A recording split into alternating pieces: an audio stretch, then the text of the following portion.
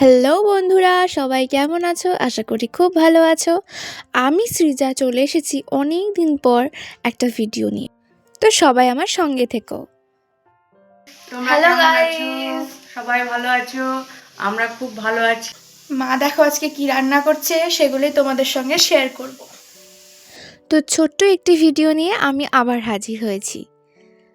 শীতকাল মানেই আমাদের বাঙালি বাড়িতে, প্রত্যেকটি বাঙালি বাড়িতে পিঠে, পুলি, পায়েস এসবের খাওয়া দাওয়া লেগেই থাকে, কি তাই তো? আর সেটা যদি হয় আমাদের পিঠে পুলি, যেমন পাটিসাপটা, সরা পিঠে, ভাজা পিঠে, দুধ পুলি, নানান রকমের পিঠে। তো আজকে আমার মা বানাচ্ছে পিঠে, ভাজা পিঠে, মানে ভাজা কুলি যেটাকে বলছে। তো সেটাই তোমাদের সঙ্গে শেয়ার করব একটি ছোট্ট ভিডিওতে। তো এখানে দেখো, মা আগে থেকেই চালের গুঁড়ো মেখে রেখেছিল, তার সঙ্গে মোয়াটাকেও খেজুর গুড় দিয়ে ভালোভাবে ঠিক করে রেখেছে। তারপর আস্তে আস্তে এক এক করে লই করে এইভাবে পিঠেটাকে তৈরি করছে।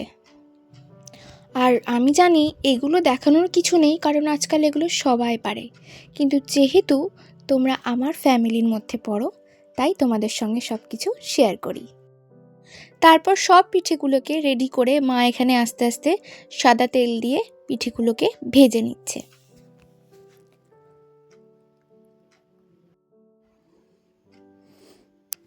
পিঠেগুলো এভাবে ভাজা হয়ে যাওয়ার পর এখান থেকে দু একটা পিঠে আমি খেয়েও নিয়েছি, খুব ভালো লাগছিল আমার। তো যাই হোক, এখানে মা গুড় দিয়ে রসগুলো তৈরি করছে, আর বাবা এখানে দোকান থেকে চলে এসেছে আর মায়ের পিঠে বানানো দেখছে।